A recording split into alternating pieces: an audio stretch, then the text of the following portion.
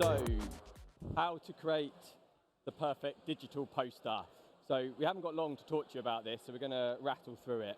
But first of all, I'm going to talk to you about what we did. In a second, I'll introduce Andrew and Sonya. But first of all, the method of what we're going to show you today with the research. So we have tested over 50 ads to provide today the best practice guidelines. So we've done that using a number of different methodologies. So what we've done is, if you were here yesterday and you managed to get in yesterday, you would have heard Mike say that the two buzzwords are AI and attention. I'm going to use two of them today. So first of all, we put these 50 creatives through our AI project, which was built by JCDecaux. Secondly, we worked with Mike and his team at Lumen to put them through the attention model and the out-of-home product. And then thirdly, we put them through our brand new product with System1. So who's here today? Right, so if you are talking about making the perfect poster, I think what you should do is get some experts. So we've decided to do that. Expert Andrew from System1. System1 are the experts in creative and effectiveness. Hopefully JCDecaux might be the experts in posters. We have about 1 million of them all over the globe, so hopefully there's a bit of credibility in that.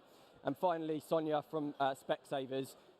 If you want to do a good ad, then look at what Specsavers do, not just in out-of-home, but across everything. They're very, very, very good at advertising. So we're going to talk you through that today. I'm going to pass over to Andrew. Amazing. Thanks, Chris. So you've got two questions. Why am I wearing pink trousers? And how the hell are we going to test and measure creative effectiveness of out-of-home? Well, one, I work for System1, the very pink creative effectiveness platform just over there. And two, we've partnered with JCDecaux to create a new tool to measure creative effectiveness of out-of-home. System1 have, there we go. System1 have spent the last 15 years and over measuring human real emotion to predict the effects of advertising campaigns, what human universal emotions people feel, in what quantity and how intensely, answers a much more important question than what do consumers think, but how do consumers feel? Because the more they feel, the more they buy. And we turn this data into our effectiveness metrics. Now, hopefully, some people will be familiar with these from our now famous TV testing, but these are now available for our out-of-home as well. Star rating predicts the long-term effects of advertising. Spike rating predicts the short-term effects. And fluency is slightly changed for out-of-home because the average attention that a D6 out-of-home poster gets is under 2 seconds. So if you don't land brand in under 2 seconds, then you're not going to do much at all. So our fluency measures the correct brand recognition after 2 seconds of exposure to an out-of-home campaign. Now, also with this method as well, it's the first to test at scale out-of-home in context. How do we do this? We show 150 people online the creative in context, and we measure that fluency, that brand recognition after 2 seconds, and then people can either carry on watching or skip on. So we get an attention trace as well and an average view time. We get that amazing emotional data for our effectiveness metrics, and we also gather qualitative data to understand the effectiveness better. And as Chris mentioned, most of the 50 ads that we've included in this study have also been tested by attention experts Lumen for eye tracking within the real media environment. And what's amazing to see is that there's a very, very significant, strong correlation between the average view time of the media in the real environment and the average view time of the media in our testing environment, which means that we've got a robust tool to test creative in context. And we've also looked at these 50 ads and analyzed them to produce the creative guidance best practice to boost long and short-term effectiveness. We're going to release the full research in the next few weeks, but we thought we'd give you 4 tips today to leave with. Number 1, if you aren't landing brand in 2 seconds, pack up and go home. It's amazing to see that 55% of consumers on average leave out of home and can't correctly recall what brand an ad was for. That represents a huge amount of media wastage, and it's the first thing that we think you should fix as a brand. Like this amazing ASOS example that got 83% brand fluency in just 2 seconds. Secondly, the greatest creative effectiveness hack to date by Orlando Wood is the Fluent Character Device.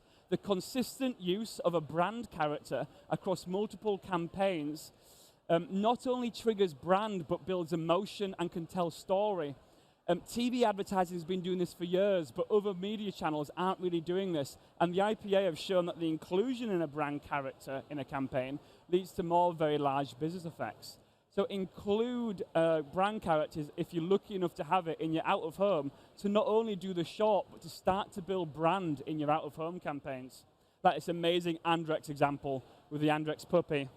Aperol here is a great example of the familiar scenario.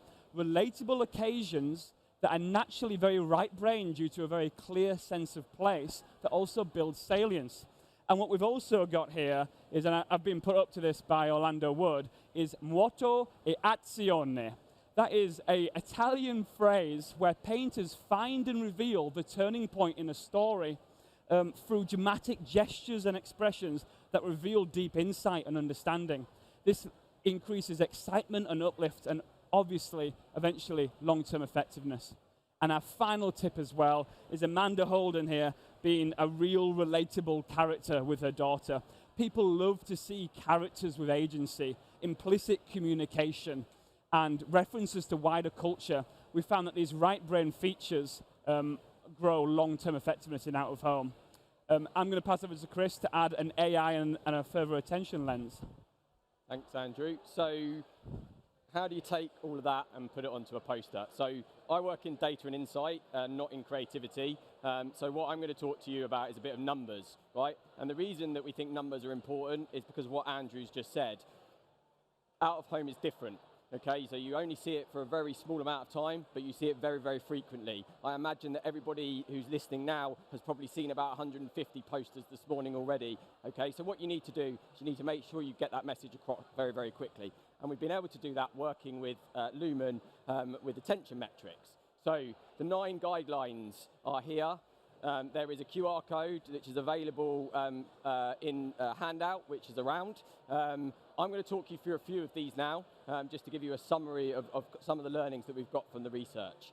So first of all, fast impact. You've got to get your message across very quickly. And Andrew's alluded to this already. Okay, 2 seconds of attention is not that much. So we recommend, or the data is suggesting, split your poster into a maximum of 3 bits. What you put in those 3 bits is entirely up to you. It's based on your brief, your campaign, your brand. But 3 sections on a poster is what you should communicate. The next is brand is boss. We've already spoken about a fluent device. We often see brands creating a fluent device, whether that be a meerkat or a puppy, doing a great job on TV, and then putting a price message right outside a shop. You don't necessarily need to do that. Out of home can deliver broadcast reach and emphasize on the characters that you've built. We've also learned that the logo at the top drives more brand attention. So logos at the top, more attention. Hold attention. So this is from our AI tool. Faces, people like to look at people. What we see here in this example here is people are drawn to the face at the top, and the positioning of the brand is great because it's drawn in there. We also found product pack shot. If you're going to advertise a product, make sure it's big enough. 50% of the poster should be the product, and if you do that, you get 38% more attention. And lastly from me is less is more. So we often see people write loads and loads of words on posters and stick them down the bottom. Nobody can read that. So what we need people to do is keep it short and snappy. 10 words is maximum. If you do more than 10 words, people will forget who you are. So that is a very, very, very, very quick snapshot of the guidelines. As I said, there are some people wearing some lovely JCDecaux t-shirts all around who you can talk to get the guidelines and to download them. But I'm now going to pass over to Sonya, who's going to talk about how they created the perfect poster. Okay, thank you, Chris. So thank you very much for having me here today. At Specsavers, we're all about driving best-in-class creative execution, and that's across everything we do, including out of home. So we're really interested to be part of the study and the development of this tool.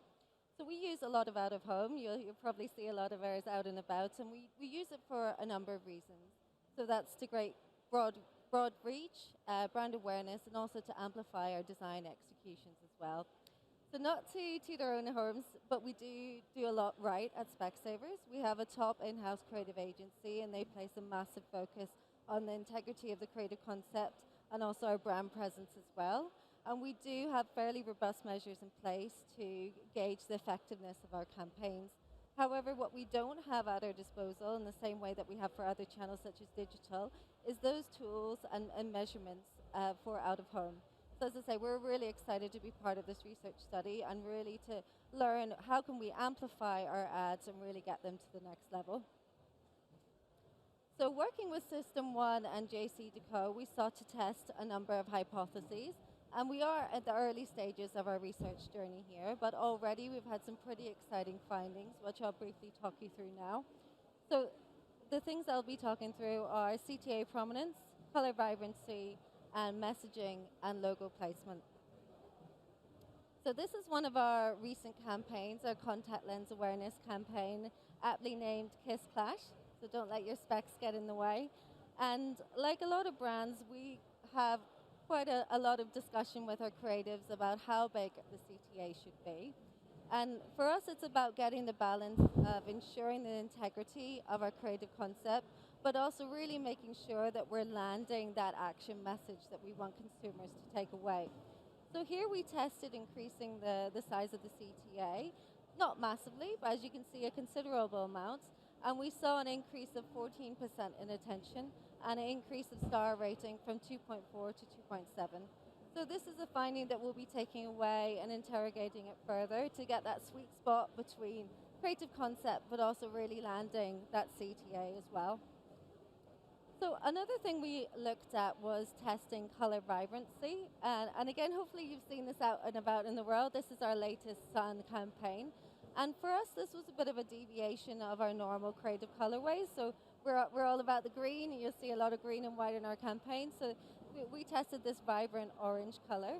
And really interestingly, we saw a 12% increase in star rating across the Specsavers ads we tested, and a 22% increase in star rating across all the ads involved in the study. So again, this is a finding that we'll be taking away and interrogating further, but a really interesting one for us. So something else we looked at was message positioning, and both these creatives that we looked at, Hot, Hot, Hot and Kiss Clash, we've trialed using a linear messaging approach, so centralized messaging reading top to bottom. And what we saw here is it actually generates a consistent flow of attention and boosts overall attention of the ads as well. So again, something that we'll be taking away and interrogating further. So something else we've looked at is logo placement. Now, like a lot of brands, we have a templated approach, and we typically have our logo in the bottom right-hand corner. What we looked here was to test it in the top left, and we did see a 20% increase in brand fluency. And interestingly, again, we'll be taking this away, interrogating it further, but when it was tested with other variables such as centralized messaging, that it boosted attention and fluency even further. So again, something really interesting for us and pertinent on this creative. So this is an example of our style-led creative, one of our new Scandi ranges out there. And for us, it's actually really important to have that logo presence and to have that association with the job we're wanting to do, which is to boost our style credentials. Oh, I'm sorry, and I'm going to hand back to you. Thanks.